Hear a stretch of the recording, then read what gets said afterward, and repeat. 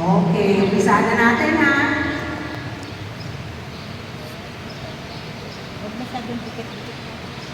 Yung kamay, dapat naka-praying position pa rin habang nakalood. Sasabihin ng pare, katawan ni Kristo, ano ay sasagot? Amen. Buka ang bibig, ilabas ang dila. Okay? Pag sinabing amen, buka ng malaki ang bibig, labas ang dila. Oh, laki na ang bibig eh.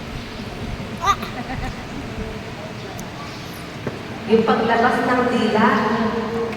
Marunong ba kayo maglabas ng dila? Marunong kayo maglawit ng dila? Gawin nga. Ngayon, ilalabas nyo, pero hindi nyo ilalawit. Ibig sabihin, diretso ang dila.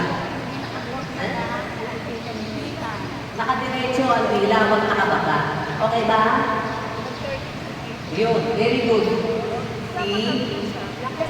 Like that? Very good sila. Malapit si Sig. Ibuka ng malaki ang bibig kasi hindi